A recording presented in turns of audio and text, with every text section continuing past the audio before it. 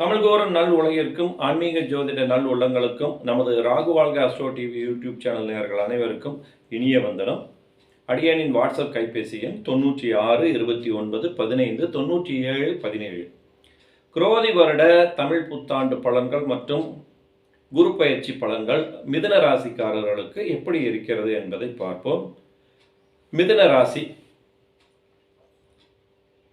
இவர்கள் கவனமாக இருக்க வேண்டும்.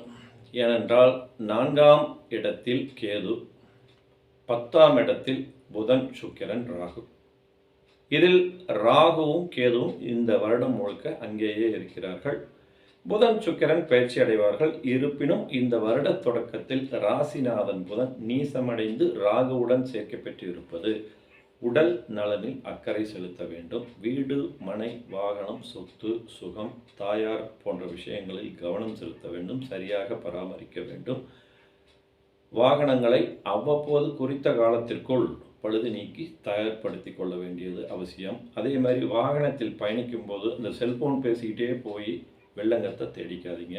அதே மாதிரி அம்மாவுக்கு உடம்பு சரியில்லைன்னா அப்புறம் பார்த்துக்கலாம் அது இதுன்னு சொல்லாமல் அவங்களுக்கு ஒத்தாசையாக அனுசரணையாக இருந்து தகுந்த மருத்துவ சிகிச்சையை பெற்று அவர்கள் நலமோடு வாழ்வதற்குண்டான ஏற்பாடு பண்ணுங்கள். அதே மாதிரி யாருக்கிட்டேயும் வெளிப்படையாக வெள்ளந்தியாக சொல்லிடாதீங்க. இடம் பொருள் எவள் அறிந்து இந்த குறிப்பிட்ட காலத்தில் ரகசியத்தை கடைபிடிங்க.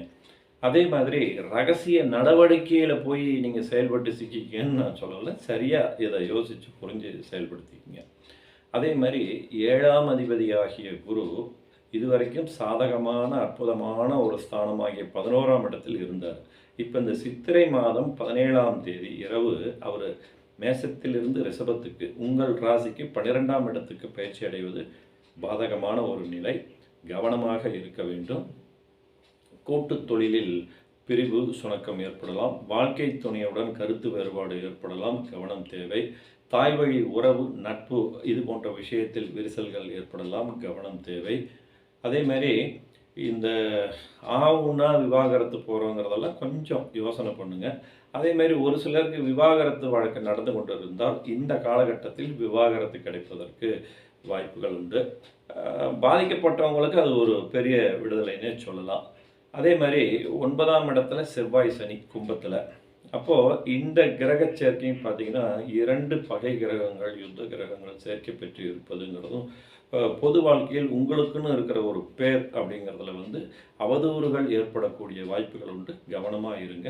அதாவது உங்கள் பக்கம் நியாயமாகவே இருந்தாலும் நீங்கள் போய் சண்டை பண்ணிக்கிட்டு வம்பு வழக்கை ஏற்படுத்திக்கிட்டு இருக்காதீங்க. விட்டு கொடுத்து அனுசரித்து செல்ல முயற்சி செய்யுங்க. அதுதான் நல்லது. அதே மாதிரி சுக்கிரன் உச்சபலம் பெற்று இருக்கிறார். அப்போது ஒரு சிலருக்கு குழந்தைங்களை பற்றிய கவலை இருக்கும். கவலை இல்லாதவங்க அவங்க சிக்கலை ஏற்படுத்துவாங்க. அதனால் ஒரு குறிப்பிட்ட அந்யோன்யத்தை ஏற்படுத்தி கொண்டு அவங்கள சரியான விதத்தில் கண்காணித்து அவங்கள ஒழுங்குபடுத்தி நடைமுறைப்படுத்தி கொண்டு போங்க.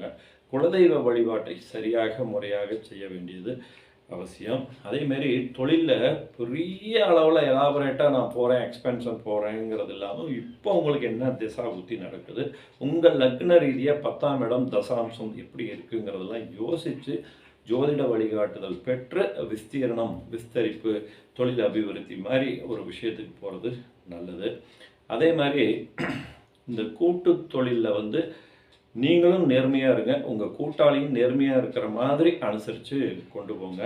அதே மாதிரி ஒரு உயர்கல்வி படிக்கிறவங்களுக்கு அவ்வப்போது ஸ்ட்ரகிள்ஸ், இடையூறுகளை சந்திக்க நேரிடும். தொடர் முயற்சி மூலமாக வெற்றிகளை வசப்படுத்துவதற்கு வாய்ப்புகள் உண்டு. இஷ்ட தெய்வ வழிபாடு உங்களுக்கு மேன்மையை தரும். குறிப்பாக காவல் தெய்வங்களை வணங்கி விட்டு செல்வது மேன்மையான பலன்களை தரும். 10இல் ராகு இருப்பது அப்படின்னா பல வேலையை செய்யலாம், பல மாதிரி செய்யலாம் அப்படின்னு கற்பனை தாறுமாறாக போகலாம். அதில் கொஞ்சம் கவனமாக இருங்க. செவ்வாய் சனி இந்த கிரக சேர்க்கை குறிப்பிட்ட நாள் தான் இருக்கும். ஓரிரு மாதங்களில் இது மாறிவிடும். அப்போது அந்த காலகட்டத்தில் திசா புத்திக்கு தகுந்த மாதிரி உங்களுடைய பிளானை நீங்கள் வடிவமைச்சுக்கலாம். மொத்தத்தில் வாழ்க்கை துணை விஷயத்தில், தாய்வழி உறவு, நண்பர்கள், கூட்டு தொழில் விஷயத்தில் ரொம்ப ரொம்ப ரொம்ப கவனமாக இருங்க. இந்த மிதுன ராசிக்காரங்க பரிகாரம் செய்து கொள்ள வேண்டியது மிக மிக அவசியம். நேயர்களே, தொடர்ந்து நமது ராகு வாழ்க அஸ்ட்ரோ டிவி தொடர்ந்து பார்த்து ரசித்து உங்கள் மேலான ஆதரவை தாருங்கள். மீண்டும் நல்லதொரு பதிவில் நாம் சந்திப்போம். அதுவரை உங்களிடமிருந்து விடைபெறுவது உங்கள் அன்புக்குரிய ஜோதிட நூலாசிரியர் ராகு வாழ்க ரமேஷ்குமார். அடியனின் வாட்ஸ்அப் கைபேசி எண் 96 29 15 97 17. நன்றி, வணக்கம்.